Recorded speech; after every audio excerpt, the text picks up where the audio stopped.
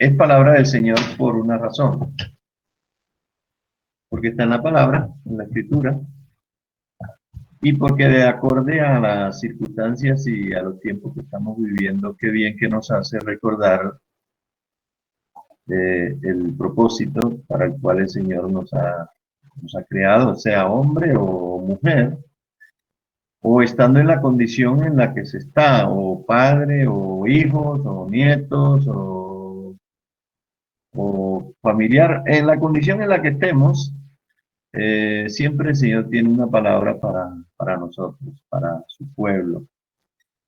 Es tiempo de edificación, el Señor está edificando su iglesia, no lo va a dejar de hacer a pesar de, Él está formando un pueblo y lo va a lograr a pesar de la oposición y la contradicción y la duda y la rebeldía. Él va a lograr su propósito.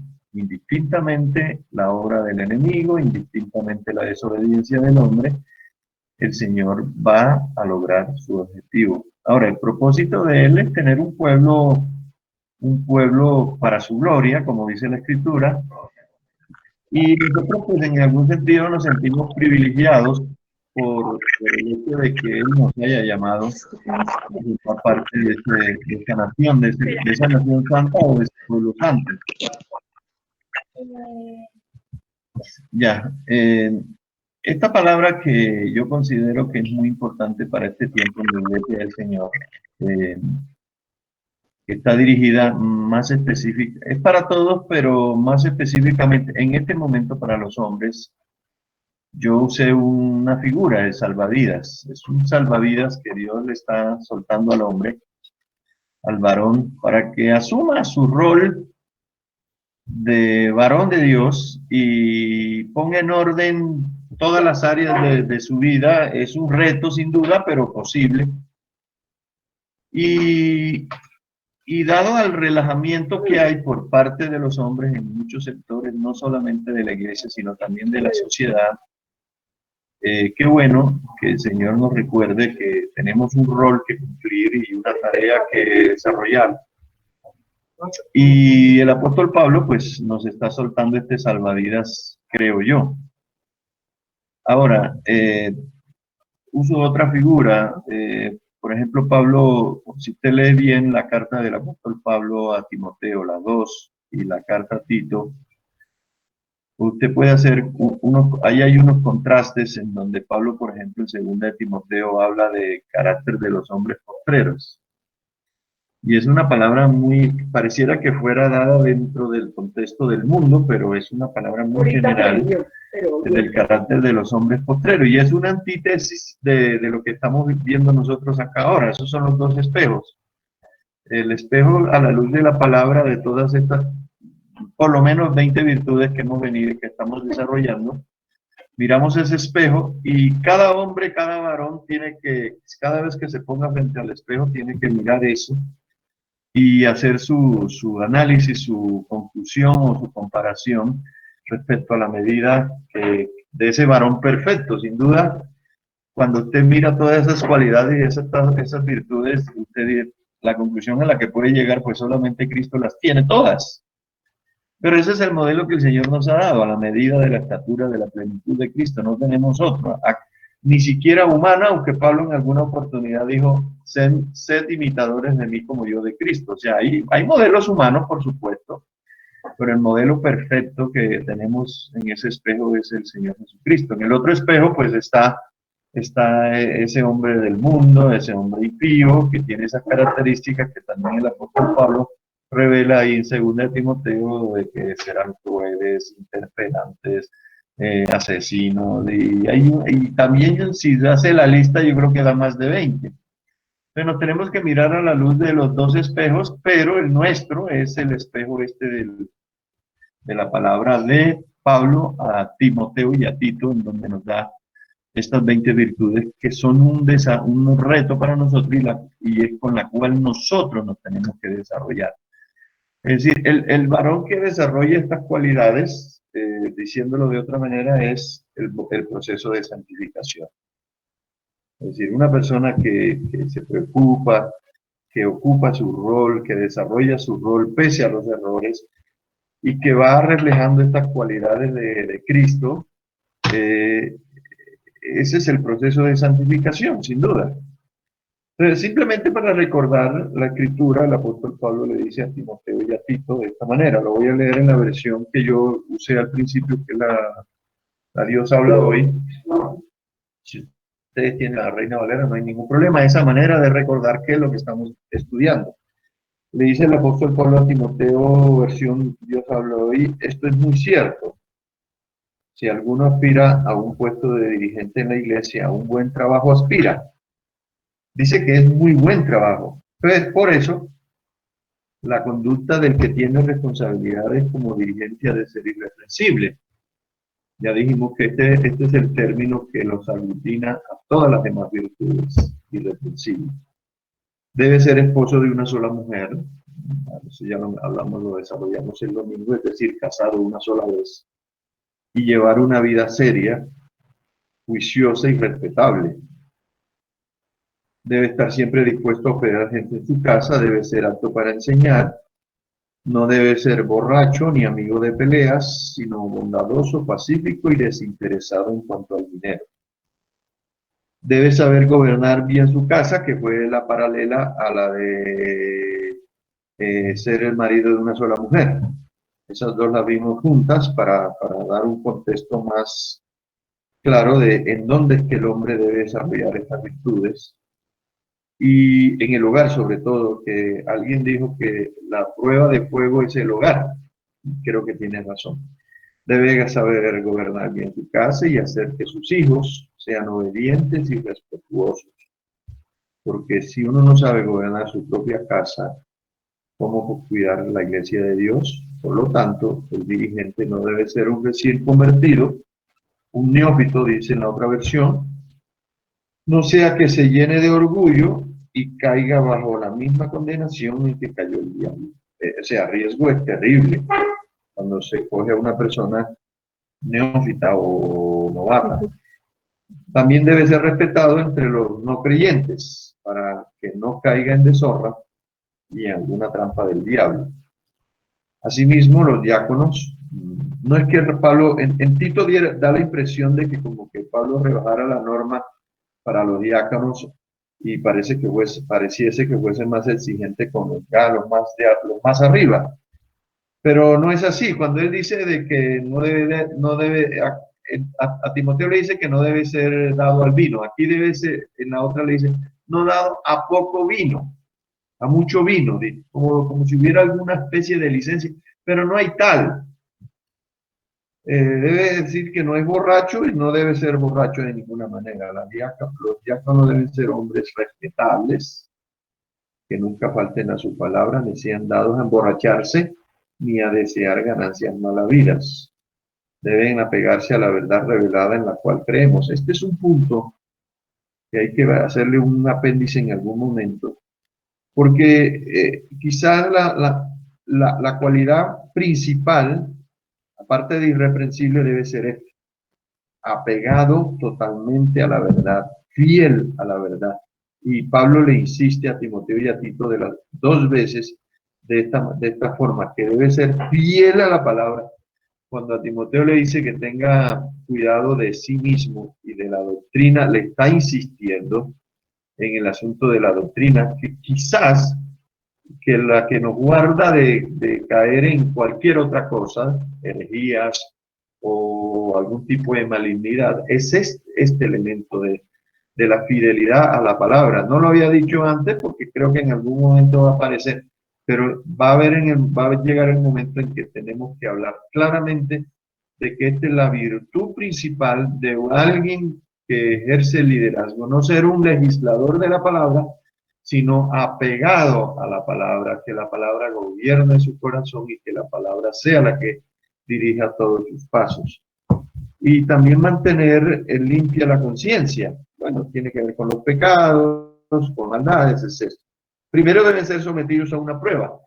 Si alguien anhela obispado o liderazgo, sometido. Y después, si no tienen ninguna falta, podrán servir como diáconos. Igualmente las mujeres, bueno, le hablo un poco a las mujeres, más adelante viene el tratado para las mujeres, deben ser respetables, no chismosas, serias y fieles en todo.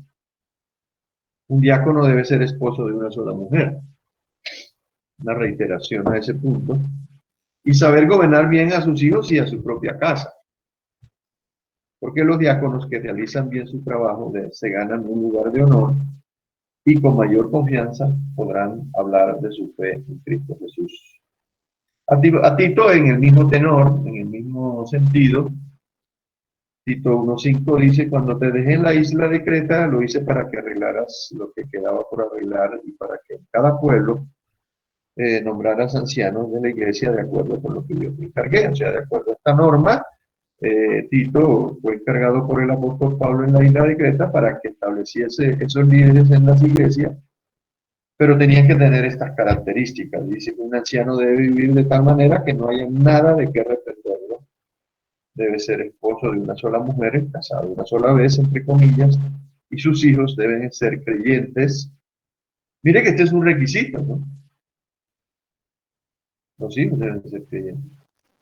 Si anhela liderazgo, para no caer en esa contradicción y el descrédito del diablo, pues lo lógico es que los hijos tengan la misma condición espiritual que sus padres y que no estén acusados de mala conducta, que pasa mucho también, o de ser rebeldes.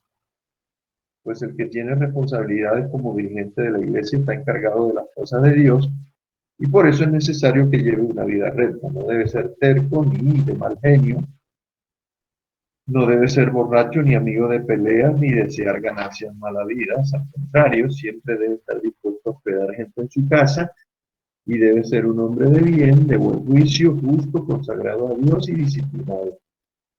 Aquí está otra vez, lo mismo que le dice a Timoteo, dice, debe apegarse al verdadero mensaje que se le enseñó. Mire la insistencia del apóstol Pablo. Para que también pueda animar a otros con la sana enseñanza, esa es otra reiteración, sana enseñanza, y convencer a los que contradicen. Es decir, el escudo siempre debe ser la palabra, siempre debe ser la palabra, siempre debe ser la palabra, siempre debe ser la palabra, siempre debe ser el Espíritu, siempre debe ser el Espíritu, el temor a Dios, el temor a Dios. Es una insistencia recurrente del apóstol Pablo.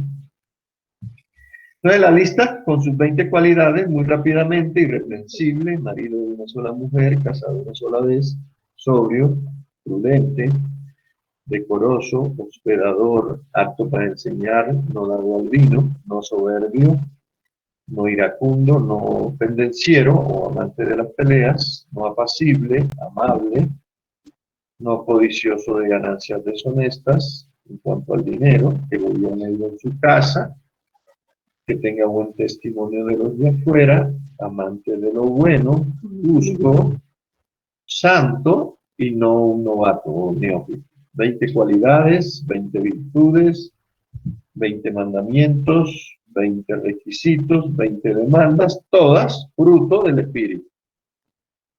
Todas las 20 son acciones que podemos ejecutar por parte del hombre de Dios. La práctica de esto es santificación y es fruto del Espíritu, no de la carne. En el mundo uno puede encontrar hombres con algunas de estas cualidades, con algunas, pero como pasa con la tortilla de huevos, ¿no? Si usted va a hacer una tortilla para varias personas y toma 15 huevos y comienza a romper y a echar en la perola para la tortilla: 1, 2, 3, 4, 5, 6, 7, 8, 9, 10, 11, 12. Y el huevo número 12 que cayó a la tortilla está podrido, se dañó toda la tortilla. Eso pasa con esto, ¿no? Se pueden tener dos o tres, pero si hay 10 o una que pudre todo, entonces algo está fallando. Hoy, bueno, el domingo pasado vimos esa cualidad de marido de una sola mujer y que gobierne bien su casa, que tenga a sus hijos en su gestión y que no estén acusados de mala conducta o de disolución. Esa la vimos el domingo pasado. Yo diría que son las dos cualidades más relevantes porque tienen que ver con el estilo de vida, cómo gobierna la familia, etcétera, etcétera. Hablamos de que uno puede ser casado o puede ser incluso soltero, o puede ser casado sin hijos. Ambos o las tres, digo, llenan los requisitos para ejercer liderazgo en la iglesia del Señor. Ahora, si es casado y no tiene hijos, eso se me ocurrió después que me puse a analizar bien. Si es casado y no tiene hijos, pues la consideración ahí sería pues que no sea tampoco un títere de la mujer. Porque si no tiene hijos, que sea un hombre pues que reúna esto, marido, cabeza, etcétera. No un títere de la mujer ahí en el hogar, ¿no? Eso pasa mucho, los dominios de las mujeres, hoy en día más que todo los dominios de las mujeres sobre los maridos, y los maridos que han dejado la responsabilidad y se la han dejado a la mujer y ella es la que administra el dinero, la crianza de los hijos, la disciplina y todo el asunto. Y los hombres están tranquilos, ¿no? Así, panchos. Y el reto es para los hombres. Entonces los hombres tienen que mirar esto y recuperar el barco en medio de la tormenta y él está ya en medio del mar, a punto de ahogarse. Y bueno, el apóstol Pablo aquí nos lanza salvavidas. Hay que recuperar el barco y recuperar el timón. Si a la luz de la palabra, cada varón de Dios, simplemente siendo sensatos, no hay que hacer un esfuerzo extraordinario, solo apelando a la sensatez, entendiendo las escrituras, se da cuenta que desde hace rato perdió la dirección de su hogar y está tranquilo porque la mujer lo está haciendo incluso bien, él es el que está mal. Y tiene que darse cuenta de que tiene que pedir las llaves de la dirección de esa casa y quitárselas a la mujer a las buenas, no a las malas, no a los golpes, no con violencia. Tiene que arrebatarle las llaves y decir, pero razonando de acuerdo a la palabra, mire, yo he pecado, porque tiene que considerarlo un pecado, he dejado que seas tú la que lleves esta carga cuando la tenemos que llevar los dos. Y por favor, de acuerdo a la palabra de Dios, entrégueme las llaves. Que de aquí en adelante yo me voy a poner los calzones y yo voy a dirigir este barco. Yo voy a dirigir esta. Tú siéntate a mi lado. Si hay nubarrones o viene un iceberg, me avisas, me ayudas y llevamos el barquito al puerto que el Señor nos dijo que lo lleváramos. Es más o menos así, sin violencia, sin ir a las calles a sonar perolas, ni como el hermano Juan Manuel Vaz hace unos días puso un video de donde el Día de la Mujer en España salieron a protestar a estas feministas que él les llama de sobaco peludo. Porque sí, ahora se están dejando crecer los pelos del sobaco para demostrar y levantan los brazos y se van con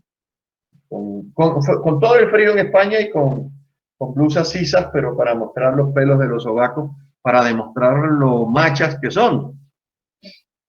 En eso estamos, ¿no? Entonces, es un extremo, pero ha sido resultado también del hombre, culpa del hombre, o culpa de los dos. Hoy vamos a ver dos cualidades, dos. Llevamos tres: irreprensible, marido de una sola mujer, que gobierne bien su casa. Y hoy vamos a ver solo dos. Ya les voy a decir cuáles son. Una es, que sería la cuarta, que sea sobrio. Y la otra, a ver, se me fue. Las tengo rayadas. Bueno, váyanse quedando por sobrio y prudente. Sobrio y prudente. Con esa completaríamos 5, nos faltan 15. Pero acuérdense que en pandemia tenemos tiempo para desarrollarlas todas. Que sea sobrio. ¿Qué entendemos por sobriedad? Yo le decía en algún momento que hay cualidades que se autodefinen, pero sin embargo hay que estudiarlas porque a lo largo del tiempo, las palabras sufren modificaciones y cobran otros significados o otros sentidos. Esta palabra sobrio no es una palabra que se defina muy fácilmente, por eso hay que definirla. Según lo que estudié, se puede consultar un diccionario bíblico o una Biblia de estudio o algún libro, como este que yo les he recomendado, el de Gene Hedge, de hombría, de, ¿cómo es? La medida del hombre. Él define en sobrio como un hombre que tiene una clara perspectiva de la vida y una correcta orientación espiritual. Mire que a veces uno no relaciona con lo espiritual y define los términos como en el populacho, lo que se entiende en el populacho. Pero repito la definición, por lo menos esta me interesó bastante. Un hombre que tiene, sobrio es un hombre que tiene una clara perspectiva de la vida y una correcta orientación espiritual. Me parece interesante esta definición.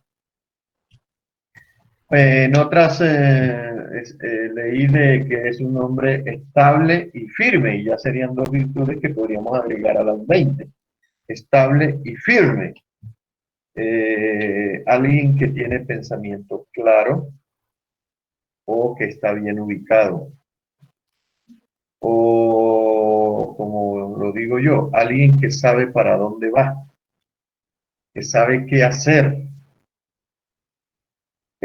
O alguien que confía en las promesas de Dios. Cuando habla de firmeza espiritual con convicciones firmes, apunta a esto, ¿no? A que sea una persona que cree la palabra, que le cree a Dios, que cree en sus promesas y se para en ellas y no negocia, no negocia ni con la mujer, ni con los hijos, ni negocia con el mundo para cambiar sus convicciones. No, de ninguna manera. Alguien que confía en la palabra de Dios, en sus promesas. Este texto, para que por favor lo veamos como soporte, Primera Tesalonicenses capítulo 5, versículos 6 y 8, al 8. Por favor, los que son hábiles en esto, vamos a esperar. Repito, Primera Tesalonicenses 5, del 6 al 8. Ahí apareció. Del 5 dice, todos ustedes son de la luz y del día. Es una perspectiva clara de su condición de hijo de Dios, con convicciones firmes, que tiene metas claras, que le cree a Dios. Dice, no somos de la noche ni de la oscuridad, por eso no debemos dormir como los otros, sino mantenernos despiertos y en nuestro sano juicio. Los que duermen, duermen de noche, y los que se emborrachan de noche. Bueno, ahora se emborrachan a toda hora, ¿no? De día también, y sábado, domingo, lunes. Pero nosotros que somos del día, debemos estar siempre. Quiero que entendamos ese término, que somos del día. Pablo usa de la luz, hijos de la luz. A eso se refiere. Debemos estar siempre, ahí está esa expresión, en nuestro sano juicio. Debemos protegernos como con una coraza, con la fe y el amor. Ahí apareció la fe. Y cubrirnos como con un casco, que parece a la armadura de la fe, con la esperanza de la salvación. El 9 dice, porque Dios no nos destinó a recibir el castigo, sino a alcanzar la salvación por medio de nuestro Señor Jesucristo. Y ahí tienen ustedes lo que es ser sobrio, ser de la luz, una perspectiva clara, estar bien ubicado, saber para dónde se va. Ahí está descrito por el apóstol Pablo en la carta a los tesalonicenses. A alguien que anda a la luz de la palabra de Dios, el apóstol Pablo lo llama sobrio. Resumiendo más o menos el texto y la idea que estoy queriendo transmitir. Repito, a alguien que anda a la luz de la palabra de Dios, el apóstol Pablo lo llama sobrio. ¿Qué les parece? Ese, me acordé de David, bueno, ese salmo, el Salmo 119 de David, creo yo, ¿cierto? Sí, cuando dice que lámpara, ¿te acuerdas? Es a mis pies tu palabra y lumbrera a mi camino. Esa es una persona sobria, que anda a la luz de la palabra. Lámpara es a mis pies, la que lo guía, y lumbrera a mi camino, el andar. El camino representa, los pies representan el andar del hombre. Mm. Un hombre de fe, diciéndolo de otra manera de sobrio, es un hombre sobrio, un hombre de fe. Dije que le crea a Dios, porque la fe es eso, creerle a Dios. El hombre que le crea a Dios es un hombre sobrio. Eh, por ejemplo, en la galería de los hombres de la fe de Hebreos 11, que es larga y interesante, Hebreos 11, 27, segunda parte, hablando de Moisés, para entender un hombre sobrio que las tinieblas, la oposición enfrente, en el desierto, Moisés la tuvo durísima, y Aarón, pero dice el apóstol, el que escribió la epístola de los Hebreos, dice de Abraham, por la fe dejó Egipto, le creyó a Dios, no temiendo la ira del rey. Y esta expresión que me parece interesantísima, y qué bueno que nos hace, qué bien que nos hace en este tiempo, porque se sostuvo como viendo al invisible. Ese es un hombre de fe, ese es un hombre sobrio. Aunque no vea que las cosas parecen que fueran buenas, las circunstancias no son buenas, el faraón ahí detrás de los talones, el enemigo acosando por aquí con teologías, con doctrinas, con pensamientos, con el mundo en contra, hasta con la familia en contra en muchos casos. Sin embargo, Moisés le creyó a Dios y se sostuvo, como dice allí, como viendo al invisible. Ese es un hombre sobrio. Ese es un hombre sobrio. No negocia sus convicciones, sus principios, sino que se mantiene como viendo al invisible, como viendo a Cristo, ¿cierto? Ahí mismo de Hebreos, se me olvidó darle a los que colocan esto en la pantalla, en Hebreos 39 al 40, es una expresión que a mí me gusta mucho porque todos estos hombres murieron, lucharon, malentendidos, ahí como lo dice el apóstol, a veces cerrados en cárceles, en prisiones, despreciados por el mundo y todo esto. Y ellos, aunque incluso no vieron, que no es el caso nuestro ahora, fíjense, estos hombres no vieron por lo que lucharon muchas veces. Y ahí dice, y todos estos, hablando de esos de la galería de la fe, todos estos, todos, aunque alcanzaron buen testimonio mediante la fe, hombre de fe, un sobrio, no recibieron lo prometido. Pareciera que hubiera como un dejo de engaño ahí, fueron engañados. Dios les prometió, y lo digo entre comillas porque no es verdad, Dios les dijo, hagan esto porque yo quiero un pueblo, yo quiero una nación, una tierra para ustedes, etcétera, etcétera. Y ellos se esforzaron, lucharon y no alcanzaron. No alcanzaron. Es que ni siquiera el mismo Moisés, ni Aarón, lucharon con ese pueblo parecido a nosotros, rebelde, que te matamos, que pongamos otro, que devolvámonos para Egipto, que hagámonos unos dioses diferentes, porque este no sabemos dónde está, no lo vemos por ningún lado, etcétera, etcétera. Y estos hombres, a pesar de que tuvieron toda esa circunstancia y lucharon, no alcanzaron. Y aquí explica el por qué no lo alcanzaron. Y si, aunque alcanzaron un buen testimonio mediante la fe, no recibieron lo prometido, proveyendo Dios alguna cosa mejor para nosotros. Mire que ellos lucharon y Dios estaba pensando en nosotros. Tan bueno es Dios, tan bueno es Dios. ¿Se dan cuenta? ¿Sí? Para que no fuesen ellos perfeccionados aparte de nosotros. Ellos lograron su objetivo de ser fieles, pero fueron colocando esa piedrita, ese cimiento para nosotros, pensando en nosotros. El que se sostiene viendo a la invisible es ese que tiene lo que yo llamo visión de reino, perspectiva. Tiene una clara visión de reino. Se da cuenta de que no solamente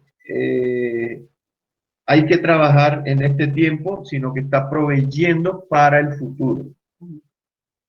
Por eso se llaman hombres de fe.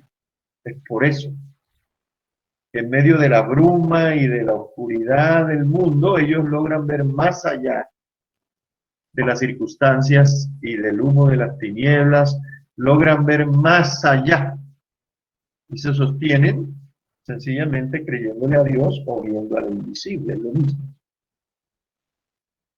Y qué raro, ¿no? Para un hombre sobrio, imagínense, eso es un hombre sobrio.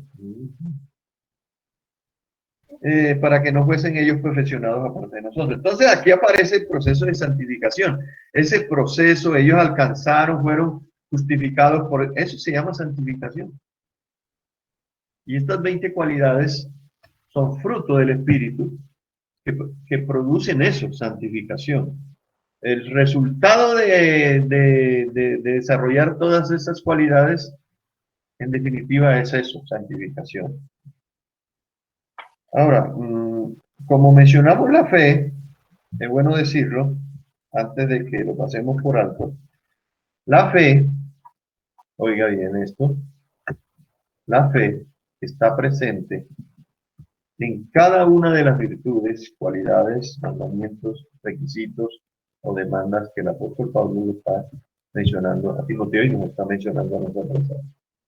Sí, pues, sí, al desarrollarlas todas, usted siempre tiene que encontrar la fe, porque sin fe, dice la escritura misma ahí en hebreo, es imposible agradar a Dios. A ver, ¿se dan cuenta ustedes? Entonces, la práctica de creo que por ahí lo van a colocar, ¿no? La fe es, pues, bueno, a ver si lo encontramos. Sin fe es imposible agradar a Dios. Ahí está, en el verso 6. Debe ser Hebreos 11, y creo. Pero sin fe es imposible agradar a Dios, ¿sí?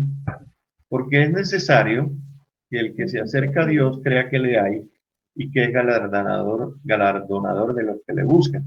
Entonces, este paralelo o esta virtud de ser sobrio, unido a la fe,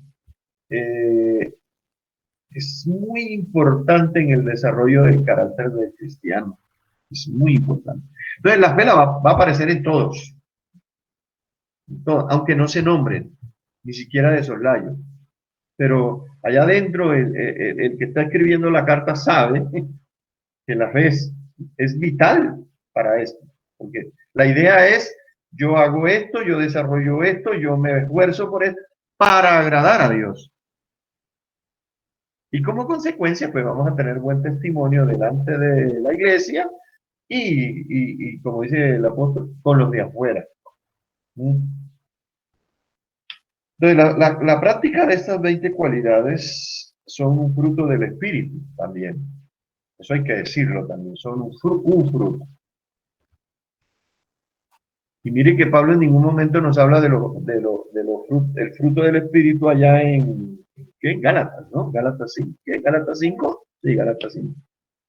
Pero hay una relación directa entre los dones del Espíritu, el fruto del Espíritu como este, pero caigamos en cuenta de que los dones del Espíritu son dados por Dios y el fruto es el resultado de los dones actuando en cada uno de nosotros y eso se convierten en estas 20 virtudes o estas 20 cualidades.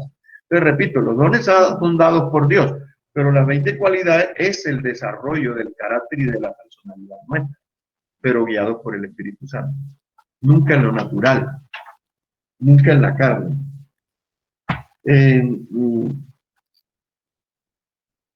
Ahora, como hablamos de los dones del Espíritu, como también como el que nos insta, el que nos mueve, eh, hay una parte que nosotros, que Dios requiere de nosotros para que esto se pueda desarrollar y para que asimismo los dones del Espíritu puedan actuar. Es esta cualidad. Se llama docilidad. Docilidad. Es decir, si nosotros no somos dóciles al accionar del Espíritu, por decir algo, siempre andamos cuestionando todo, la palabra nunca nos llena, nunca nos dan la medida o cosas por el estilo. Es decir, no estamos demostrando docilidad. Entonces, va a haber como esa lucha interna entre la carne y el espíritu, y eso, en definitiva, ¿en qué contribuye? En que frena nuestro desarrollo espiritual.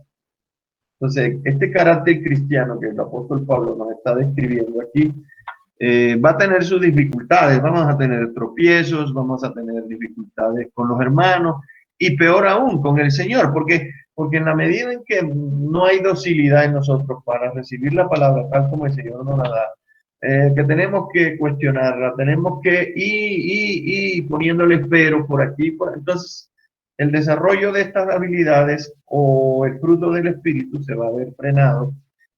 Y en la práctica perdemos nosotros, porque el Señor no va a perder. Nos demoraremos más tiempo en ese proceso y nos vamos a perder de la bendición de ser útiles en el Señor, porque acuérdense que estamos hablando de liderazgo. De liderazgo. Entonces, por eso él hablaba de que no fuese un neófito, precisamente para no caer en este problema de la falta de docilidad a la guía del Espíritu Santo. Porque el Espíritu Santo en algún momento te va a pedir hacer cosas que van en contra de la razón y van en contra hasta de las leyes naturales. Así es, porque Él es sobrenatural y Él puede hacer cosas sobrenaturales. Moisés, en algún momento le falló el asunto, porque pues, cuando el Señor le dijo golpea la roca y la golpeó, salieron aguas. Después le dijo, háblale que era más fácil, y él la golpeó, hizo lo más difícil, pero se encontró desobedeciendo a Dios. Entonces, esa docilidad a la voz del Espíritu, pues a veces nos mete en problemas. Moisés lo tuvo. Todos en algún momento hemos tenido este problema, porque pensamos que Dios es mecánico, ¿no? Dios, él sabe cómo hacer las cosas y Él sabe qué es lo que hay que hacer en cada momento. En algún momento le dijo, háblale, ese era lo que había que hacer. Igual salieron aguas, pero Moisés se perdió la bendición de la tierra prometida. Por ese detallito. Entonces, la docilidad es importante porque la guianza para dirigir una iglesia se necesita sobre todo la guía del Espíritu y de la palabra. El Espíritu y la palabra, siempre juntos. Siempre juntos. Entonces, esta cualidad, fíjense, aparentemente era muy cortica, y creo que todavía hay más cosas para decir, pero creo que en sentido general, desde el punto de vista teológico, ¿qué significa sobrio? Sobrio. Y viene esta otra cualidad, creo que ahí me parece que pues, hemos entendido, yo creo. Háganme un 7 si hemos entendido. Ferney no entendió porque no levantó el dedo. Ya entendí. Gracias, hermano Ferney. Martín también entendió. ¿Ve? Pero Nelson no entendió porque no levantó el dedo, ¿sí ve? Nelson, sí, ahí está Nelson. ¿Cierto que Nelson no entendió? Él no ni siquiera está en la reunión porque allá está distraído con el teléfono. ¿Sí lo notan? Vean. Le falta sobriedad. Pero bueno, vamos a seguir. Esta otra cualidad, y ya es la última por hoy. Esta cualidad. Nos vamos a llevar una sorpresa con esta. Es prudente. En la lista que yo tengo, aparece como la cuarta, pero como ya vimos, nos adelantamos a la del hombre que gobierna en su casa, entonces es la quinta, o sea, nos faltan 15. Prudente. Y vaya que de esto también hay mucho que decir. Voy a tratar de ser bastante conciso, ¿no? Prudente. En la versión popular usa juicioso. Parece sinónimo, ¿no? Juicioso. Prudente. Vamos a ver, Romanos, por favor, Dani o Cristian, no sé. Romanos 12:3. Vamos a ver. Repito, prudente. Ya vimos sobrio, ya vimos irreprensible, marido de una sola mujer y que gobierne bien su casa, ahora prudente. Quinta cualidad. Sí. ¿Qué? ¿Cuál dije? 12:3. 12:3. Sí. Ya, ahí está. Me llevó una sorpresa cuando miré este texto para definir a una persona prudente. Ahora verán, digo pues, por la gracia que me es dada, a cada cual que está entre vosotros, aquí aparece la de prudencia, que no tenga más alto concepto de sí que el que debe tener, sino que piense de sí con cordura, conforme a la medida de fe que Dios repartió a cada uno. Espere a ver si el 4 nos dice algo más. Sí, él utiliza la figura del cuerpo porque de la manera que un cuerpo tenemos muchos miembros, pero no todos los miembros tienen una misma función. Sí, así nosotros, siendo muchos, somos un cuerpo en Cristo. Y a todos los miembros, y todos miembros de los unos de los otros. Miremos también el 6, de manera que teniendo diferentes dones, según la gracia que nos es dada, si el de profecía, úsese conforme a la medida de fe, o si de servicio, en servir, o el que enseña en la enseñanza, porque Pablo también utiliza esto apto para enseñar, ¿se acuerda? El 8, a ver qué encontramos en el 8. Bueno, habla del amor, ¿no? Que el mayor don, o la mayor virtud, o la mayor cualidad, dice el amor, sea sin fingimiento, aborrecer lo malo y seguir lo bueno. Bueno, dejemos hasta ahí, pero creo que aquí tenemos teológicamente bien contextualizada qué significa realmente una persona prudente. Y fíjense que ya con esto que aparece ahí, sobre todo en el versículo 3, nos vamos a dar cuenta que prudente no es lo que nosotros pensamos normalmente, aunque sí hay que tenerlo en cuenta. Pero en la mente del apóstol Pablo, cuando está definiendo teológicamente a una persona prudente, se refiere a una persona que de sí mismo no tiene un concepto más alto de lo que debe ser. Eso es lo que se llama una persona bien ubicada, ¿lo notan? ¿Ah? ¿Qué versión dice acá? Ninguno se crea mejor que los demás. Esa es otra que dice acá, la de Carolina, que es la de TDF, que no, ¿qué? TDF. Palabra de Dios para todos. No, ¿qué dice? Ninguno se crea mejor que los demás. Que ninguno se crea mejor de los demás. Mire que la prudencia está por ese lado. Dice, otra vez lo voy a repetir, solo el 3, dice, digo pues, por la gracia que me es dada, a cada cual que está entre vosotros, que no tenga, que no tenga, que no tenga, que no tenga, que no tenga más alto concepto de sí mismo, de sí, que el que debe tener, sino que piense de sí con cordura, conforme a la medida de fe que Dios repartió a cada una. Todos tienen dones, todos han sido llamados, todos pueden servir en la iglesia, las mujeres, los hombres, los niños, los jóvenes, todos podemos servir en la iglesia. A cada uno Dios nos ha dado su don, pero mi don no es mayor ni mejor en algún sentido que los demás. El mayor don, dice el apóstol Pablo, que es el amor, y que ese es el que debemos procurar, fíjense. Y es necesario el amor precisamente para que una persona que piense con cordura, que sea sobrio y que a la vez sea prudente, que no tenga un concepto de sí mismo que el que debe tener. Eso es prudente. Eso sí es prudencia. ¿Lo notan ustedes? Esa es la forma teológica de ver prudencia. Ese sí es también mesurado. Porque acuérdense que todas estas cualidades están interconectadas, no son separadas. Debemos ser humildes.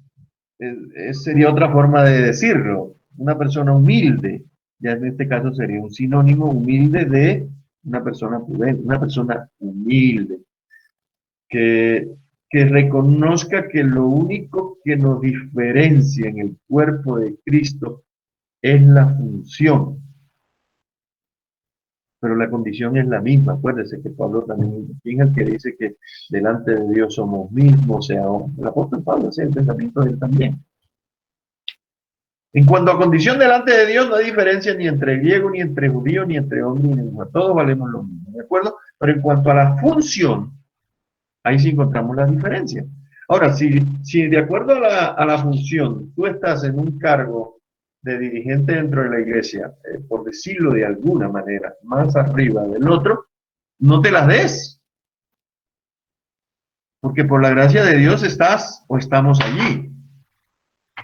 Pero debemos ser humildes, reconocer y valorar lo que los otros hacen también, porque eso es importante en el seno de la iglesia. Por eso Pablo utiliza la figura del cuerpo. Y él habla de la cabeza, de los ojos, de la nariz, del dedo, de la coyuntura, de la uñita. Y las uñitas tienen mugre ahí dentro, ¿no? Pero las uñitas son necesarias, hermano. Y no con qué se rasca la cabeza. ¿Sí? O algunas con qué se defienden. Con qué se defienden, ¿no? Entonces, cada ministerio, llamémoslo ahora así de esta manera, cada área de servicio dentro de la iglesia es tan valioso, tan importante, porque si ese hiciera falta, como solemos decir nosotros en nuestro entorno, ¿no? Si el ministerio del tinto no funciona dentro de la iglesia, hace falta. Nos dormimos ahí en la reunión. ¿Se da cuenta usted?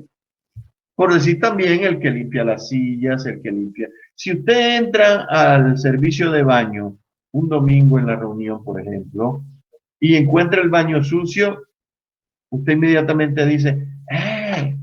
Y no lo dice de buena manera. Es que aquí no hay quien arregle esto ni quien paga el servicio. Porque no se levantó temprano hoy lo hizo. Pero bueno, hay una persona siempre asignada que lo hace y lo hace y lo hace. Y seguramente hizo lo mejor, pero a alguno no le da la medida. Pero todas esas cosas son importantes en el cuerpo de Cristo, tanto el que predica como el que enseña y cuanto el que tenga el ministerio de apóstol, profeta, etcétera, etcétera.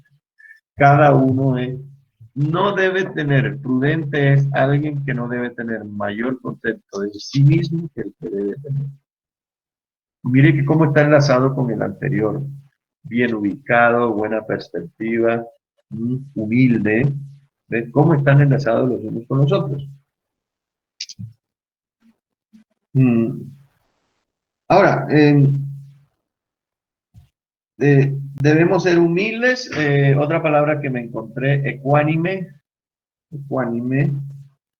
o como solemos decir en nuestra jerga popular, no darnos, dárselas de la última Coca-Cola del desierto, o el duro, el mejor dicho, el que se la sabe todas, el escogido, como se usa, el escogido de Dios, el chacho. Entonces acordémonos que los demás también son importantes, mesurados, debe ser mesurado, hacer una valoración correcta de todas las cosas. Y en definitiva, pues sea lo que sea que nos toque hacer y lo que hagamos, hagámoslo bien, como dice el apóstol Pablo, como para el Señor, no para agradar a los hombres, sino al Señor. Y darle gracias a Dios por el llamado y por el don que nos haya dado. Que está en desarrollo y que hay una proyección grande hacia adelante, y gloria a Dios por eso. Ahora, cuando el apóstol Pablo le escribe la carta, sobre todo a los romanos y a los corintios, él tiene en mente lo que está pasando en esas iglesias.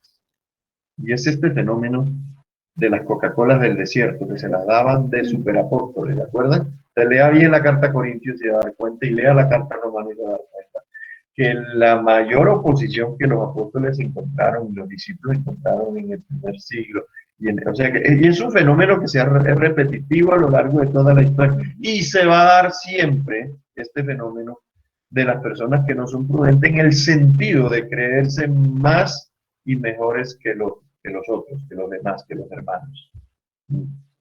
Entonces, cuando Pablo le escribe la carta a los romanos y a los corintios, él está atacando este fenómeno que es muy común en el seno de la iglesia, repito. Los superapóstoles, los superhumildes, los duros, los que tienen el manto de santidad, esos, ¿no? Y entonces, en ese sentido es que entonces el apóstol está hablando, no se crean prudentes, sean prudentes, no se crean.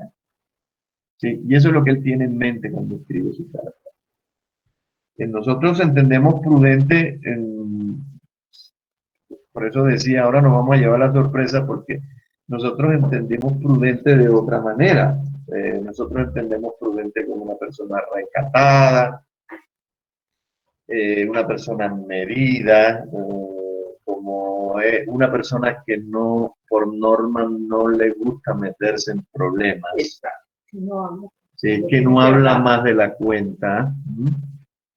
Es decir, eso es lo que nosotros en nuestro entorno cultural hoy entendemos como prudente. Y no es que esté mal, por supuesto, que esas medidas son necesarias, pero en la mente del apóstol Pablo, además de eso, está esta otra virtud, no dárnoslas el Tarzán de la selva, del león de la selva, el duro, el invencible, el que más sabe, el que, mejor dicho, el que más estudia, el que más lee, el que mejor predica, el que, etcétera, etcétera. Hay que hacerlo bien, porque es para el Señor, repito. Entonces, prudente, además de recatado, además de no dárselas, pues le podemos agregar estas otras, recatado, medido, de no meterse en problemas. Ahora, nosotros también normalmente valoramos prudente con la antítesis, con imprudente. Es decir, nosotros quizás vemos más el término desde el lado contrario, desde el lado del... porque ¿qué es una persona imprudente? Pues todo lo contrario, ¿no? En este caso sería lo contrario, el que se las da, el que sí se mete en problemas, el que no es medido, el metiche. Bueno, acá en el Edén, que somos más realistas, usamos otro término más teológico, que no sea tan sapo como me han dicho a mí, que no sea tan metido como también me han dicho a mí. Entonces, lo miramos desde lo contrario, ¿no? Para poder medir que es una persona prudente. Que controla también su lengua, ¿no? Esa es otra. Prudente es alguien que controla su lengua. Puede ser una ascensión de prudente, pero no es lo que bíblicamente el apóstol Pablo está tratando de darnos a entender como prudente. Otra palabra que se acerca bastante a prudente es sensible y también humilde. Aparece nuevamente la humildad. Prudente. Romanos 12:10, para volver al pensamiento del apóstol Pablo para prudente. Romanos 12:10.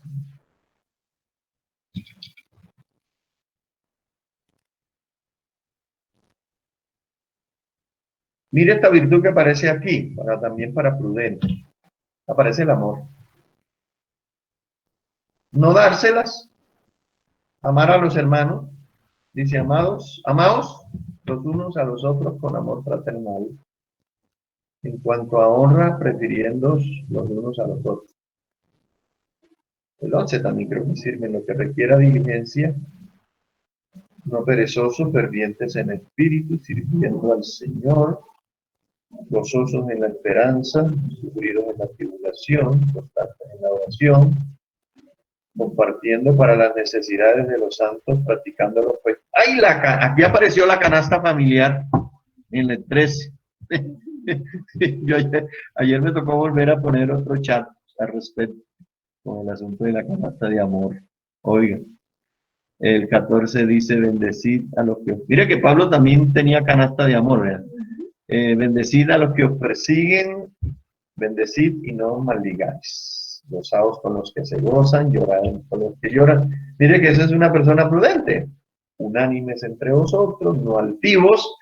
Ahí apareció, no altivos, sino asociándoos con los humildes. Mire por dónde nos manda. Ahí aparece otra, no seáis sabios. Ahí está. El engaño es este, no seáis sabios en vuestra propia opinión. No paguéis a nadie mal por mal. Procurad lo bueno delante de los hombres. Y en el verso 18 me llama la atención ese. Si es posible, en cuanto dependa de vosotros, de nosotros, los cristianos, los hijos de Dios, los que sí podemos, los que tenemos los dones del Espíritu, los que desarrollamos esta virtud, dice, si es posible, en cuanto dependa de vosotros y se puede, estad en paz con todos los hombres. Por en cuanto dependa de mí, si el otro no quiere, bueno. El 19, por mencionarlo, para tener una lectura bastante general, no os venguéis vosotros mismos, amados míos, sino dejad lugar para la ira de Dios. Porque escrito está, mía es la venganza, yo pagaré, dice el Señor. Así que si tu enemigo tuviere hambre, dale de comer, si tuviere sed, dale de beber, y después haciendo esto, estas palabras son de Jesús también, ascuas, o le harás poner la cara colorada, como dice en el criollo, ascuas de fuego amontonarás sobre su cabeza. Es que eso significa, le harás poner la cara colorada. Si tú le das a tu enemigo lo que él menos esperaba, se le va a poner la cara colorada, decimos nosotros. 21 dice, no seas vencido de lo malo, sino vience con el bien el mal. Amén, digo ahí. Entonces, ahora es bueno decir esto también, así como hemos dicho de que para el desarrollo de estas virtudes necesitamos fe y necesitamos los dones del Espíritu. A estas alturas también es bueno decir que otra virtud que ya mencioné y en la cual hay que hacer un énfasis particular porque es un don espiritual, debe estar presente en el desarrollo de estas virtudes, el amor, en todas, el amor. El amor. Incluso el amor, primero el amor a Dios, el amor a sí mismo, el amor a la familia y el amor a los hermanos y el amor al prójimo. Aquí Pablo lo está, que escribió, ¿sí era Pablo? Sí, Pablo. Está diciendo hasta dónde alcanza el desarrollo de esta virtud y qué elementos están en cuenta. Acordémonos que en definitiva sin Cristo nada, como decimos acá en Colombia, nada hacemos. Sin Cristo nada somos, nada, lo más mínimo. Si algo hacemos o somos, es por la obra de Cristo. No nos olvidemos nunca de eso. Acuérdense que es nuestro modelo y que a Él es al que tenemos que agradar. En la carta del apóstol Pablo a los filipenses, óigame bien, porque acuérdense que estamos tratando de comprender, primero fue ¿cuál? Sobrio y ahora prudente. Y esta palabra que le voy a leer en Filipenses 3, del 2 al 7, por favor, 3, del 2 al 7, pareciera una contradicción para prudente por lo que Pablo está diciendo y el lenguaje que está usando. Primero en el 1 dice que a él no le molesta para nada. Bueno, dice hablando de prosigo al blanco. ¿Cuál es el blanco? La meta, Cristo, la santificación, el reino. Prosigo al blanco. Por lo demás, hermanos, gozaos en el Señor. Mira esta virtud. Gozaos o estad siempre gozosos, ¿no? Y dice el apóstol Pablo, a mí no me es molesto el escribiros las mismas cosas, que son para vuestro provecho, dice él, que es para que estén seguros. Esa insistencia en las mismas cosas, en perseverar, allá en Hechos de los Apóstoles, y perseveraban en la doctrina. Esa es la dinámica en el de estar atento a la palabra, ser fiel a la... Es esto mismo.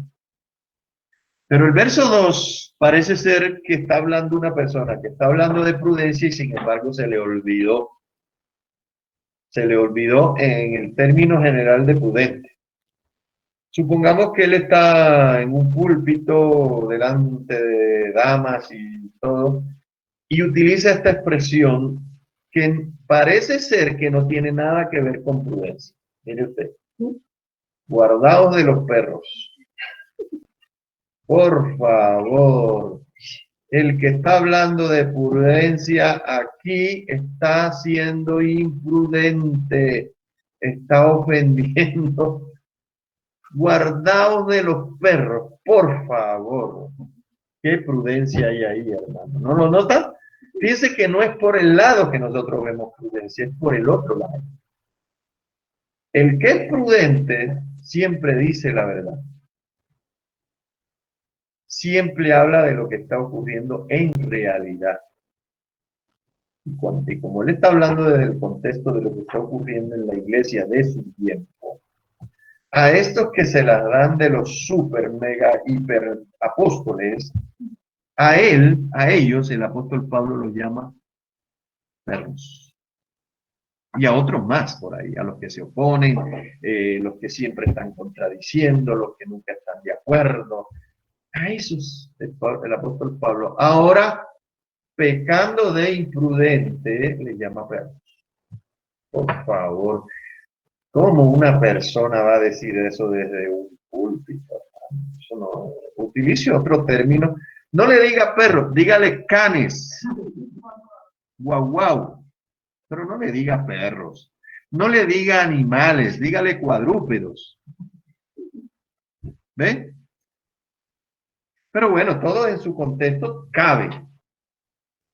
Guardaos de los perros.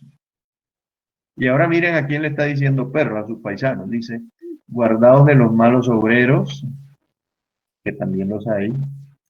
Guardaos de los mutiladores del cuerpo, los de la circuncisión. Ahí Pablo lo explica después. Porque nosotros somos la verdadera circuncisión. Los que en espíritu servimos a Dios y nos gloriamos en Cristo Jesús, no teniendo confianza en la carne, en las actitudes naturales. Que es un buen abogado, es un buen tal cosa, sí, pero puede ser un mal dirigente en la iglesia. Dice el verso 4, sigamos leyendo en el verso 4, para cómo él ejemplifica esto de ser prudente, de que debemos gloriarnos en la cruz de Cristo y todo. Dice el verso 4, ¿no? Aunque yo tengo también de qué confiar en la carne. Me está hablando los judíos. Si alguno piensa, dice, corran un poquito a ver si se puede el verso 4 por completo. Dani, verso 4. Se trabó. Sí. Bueno, yo lo escribí acá. Yo acostumbro a escribir mis versículos de apoyo. Dice, porque nosotros somos la circuncisión, los que en espíritu servimos a Dios y nos gloriamos en Cristo Jesús, no teniendo confianza en la carne.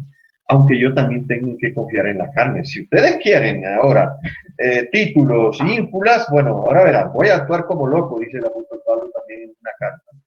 Si alguno piensa que tiene de qué confiar en la carne, yo más. Vamos a medirnos aquí, dice el apóstol Pablo. Vamos a medir. Y un prudente está hablando. Si de dársela se trata, esperen un momento, dice el apóstol Pablo. Circuncidado al 8º día, según la ley. Israelita, del linaje de Israel. De la tribu de Benjamín. Hebreos de hebreos. Hebreo, hijo de hebreo. Eso significa. Hebreo de hebreos. Hebreo, hijo de hebreos. En cuanto a la ley, fariseo. En cuanto a celo, yo soy el campeón. Perseguidor de la iglesia. Ahí está el campeonato. Y en cuanto a la justicia, que es en la ley, y mira que se ubica en el primer don que aparece ahí que los aglutina a todos. Irreprensible. Así que vamos a ver quién es el que aquí va a ver los títulos. Sáquenme los títulos, los diplomas, los estudios. Aquí está el apóstol Pablo. Esto lo agregué yo, porque él lo menciona en otra parte. Dice, en cuanto a estudio, criado a los pies en cuanto a seminario teológico, aquí está, criado a los pies de Gamaliel. Era el mejor, uno de los mejores. En cuanto a trabajo en la iglesia, si se quiere, ahora, pues, no hay ni a uno hoy, con todos los desarrollos que hay, ninguno hizo lo que el apóstol Pablo ha hecho. De pronto alguien dice que por allá de pronto Billy Graham o Reinhard Bonk y allá en África o lo que tú quieras, pero todavía hoy con todo el desarrollo de aviones y todo a pie, en mula, en barcos, en burritos si se quiere. Pablo, a estos que se las daban de muy, a esos a los que él está llamando imprudentes, que no dan la medida porque se las daban de... Entonces, pero Pablo dice en el verso 7, a ver si ya por ahí lo colocaron, así en el verso 7, léalo por favor, ahí dice el verso, pero todo lo que yo era, que para mí, que tenía para mostrar, lo he estimado como pérdida. Oiga, en otra versión dice basura. Sí, lo estima, más adelante está. Y más adelante dice, eso que para ustedes es muy importante y que yo también tenía, ahora, por amor a Cristo, eso es basura. Eso no sirve para nada, esos títulos no sirven para nada. Si tú te las das de el súper, del Tarzán, la última Coca-Cola, si eres imprudente en poner tus títulos por encima de la gracia y la obra de Cristo, chao, no sirve. Entonces dice Pablo en el verso 7, pero cuántas cosas, las primeras, ¿no? No dije lo de trabajar más en la iglesia, ni así, de criar los pies de Gamaliel. Dice, esas cosas primeras que mencioné, del linaje de Israel, de la tribu de Benjamín, hijo de hebreo, fariseo, perseguidor de la iglesia, etcétera. Dice, eso para mí ahora es pérdida por amor a Cristo. Ahora, si el apóstol Pablo hubiese interpretado prudencia, tal como nosotros la entendemos hoy en día, él no hubiese utilizado esa expresión de los perros. Pero en ese momento, dada la circunstancia de lo que había en la iglesia y la persecución tan tremenda que él tenía, sobre todo de sus paisanos los judíos, porque la persecución vino fue por ese lado, igual que el Señor Jesús, igual que a todos, la iglesia a lo largo de toda la historia, siempre ha sido por el lado de los paisanos. Entonces, notan lo que es ser en realidad prudente.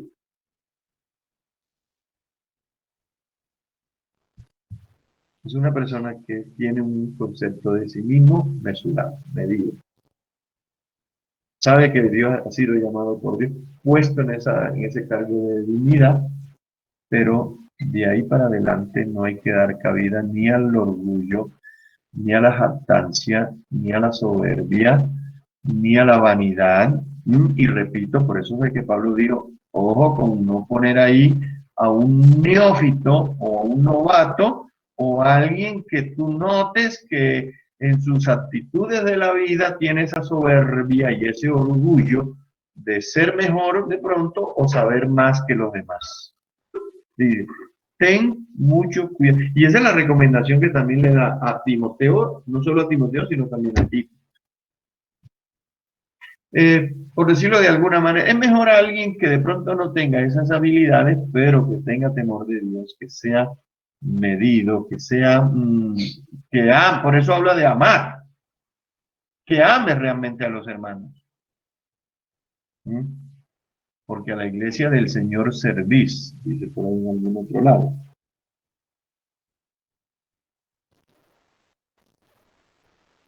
Dice Pablo a Tito, ya voy terminando, Tito 2, 11 y 12, Tito.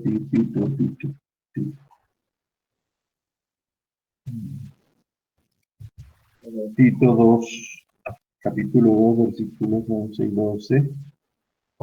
La gracia de Dios se ha manifestado para salvación, o trayendo salvación a todos los hombres, enseñándoos que negando la impiedad y los deseos mundanos, vivamos en este mundo. Mira que aquí aparece esta virtud que ya desarrollamos, ¿ya? Sobria, justa y piadosamente, aguardando la esperanza bienaventurada y la manifestación de la gloria de nuestro gran Dios y Salvador Cristo Jesús. Él se dio por nosotros para redimirnos, por eso hablaba de que sin Cristo nada somos, para redimirnos de toda iniquidad y purificar para sí, ahí vea, un pueblo para posesión suya, celoso de buenas obras. Habla el 15, esto habla y exhorta y reprende con toda autoridad, que nadie te menosprecie. Y le decía por ser joven, ¿no? Entonces Pablo exhorta a ser sobrios, prudentes, velando en oración, dice él, y concluyendo, la jactancia,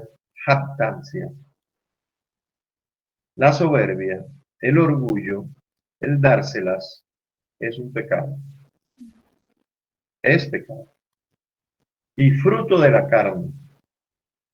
Que un líder espiritual, si alguien anhela obispado, buena obra de ser, es buena.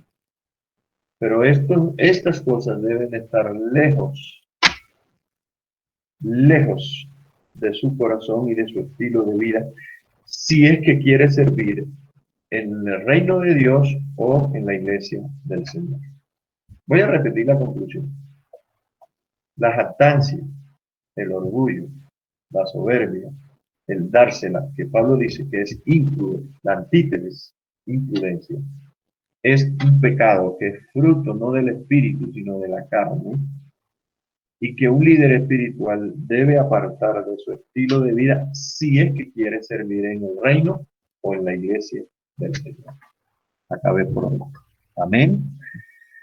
Que el Señor nos ayude, que el Señor nos ilumine, como orábamos al principio, seguimos orando ahora después de haber dado esta palabra, para que otra vez nos pongamos a poner en el espejo de la medida, de la estatura, de la plenitud de Cristo, a ver si estamos dando la talla y esforzarnos por hacerlo. Tenemos todas para lograrlo.